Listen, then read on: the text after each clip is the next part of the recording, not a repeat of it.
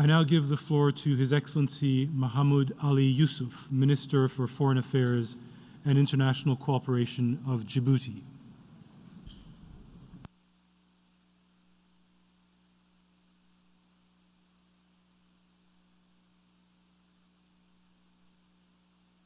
Mr. President, Your Excellencies, ladies and gentlemen, at the outset, allow me to express our profound gratitude to the co-facilitators, Germany and our own Namibia, for masterfully steering the work that led to the adoption of a bold and ambitious Pact of the Future.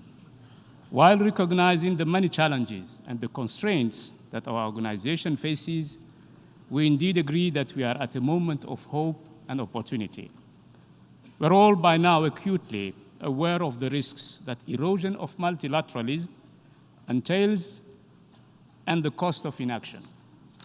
We are grateful for the Secretary General's contribution and the elaboration of the landmark report, Our Common Agenda, as well as the various thematic policy briefs in response to the request by world leaders. The ideas and insights contained in this report offered a useful basis for discussions among member states.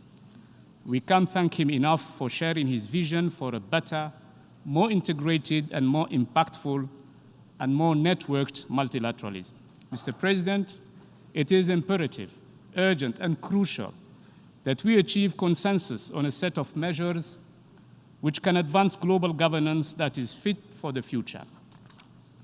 Djibouti, and indeed African countries, shared with UN member states our vision for our continent renaissance and roadmap for realizing it.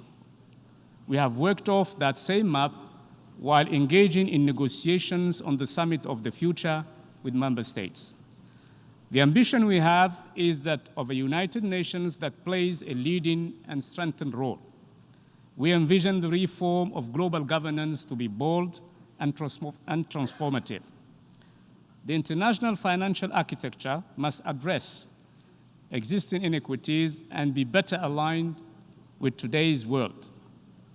Le fardeau de la dette des pays africains augmente de façon insoutenable et aggravé par des régimes commerciaux injustes et des conditionnalités politiques, ce qui a imposé des restrictions énormes à la marge de manœuvre politique et budgétaire des États africains.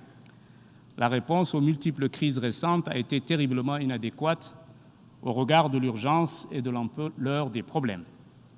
Le système financier mondial, selon les termes du secrétaire général, M. Antonio Guterres, n'a pas réussi à fournir un filet de sécurité mondiale aux pays en développement. Les institutions financières internationales doivent mobiliser des financements adéquats pour atteindre les objectifs de développement durable, protéger équitablement les pays contre les chocs systémiques et rendre le système financier plus stable.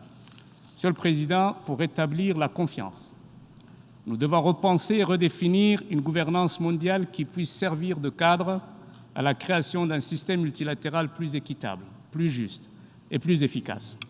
L'Afrique est toujours gravement sous-représentée dans de nombreuses organisations financières internationales. Elle compte le plus grand nombre de membres de programmes au FMI, mais ne contrôle que 6,5% des votes.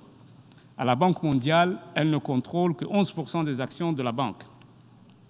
Mr. President, the past decades have aggravated inequality between nations. We must collectively recommit to the Charter of the United Nations, in particular its purposes and principles, and reaffirm the primacy of conflict prevention and peaceful settlement of disputes.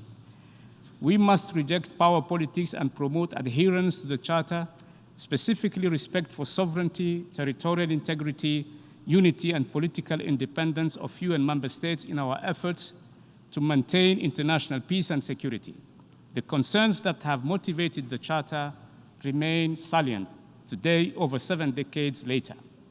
The eruption of new crises in many places in the world, the challenges the world faces in the global arms control and non-proliferation, emerging threats, including the use of nuclear weapons, is today a reality. Mr. President, ladies and gentlemen, the reform of the UN Security Council must be accelerated. As part of the new order, we're aiming to make that body more representative and rectify the injustice done to Africa and other regional groups. I thank you for your attention. Minister for Foreign Affairs and Planning. Excuse me.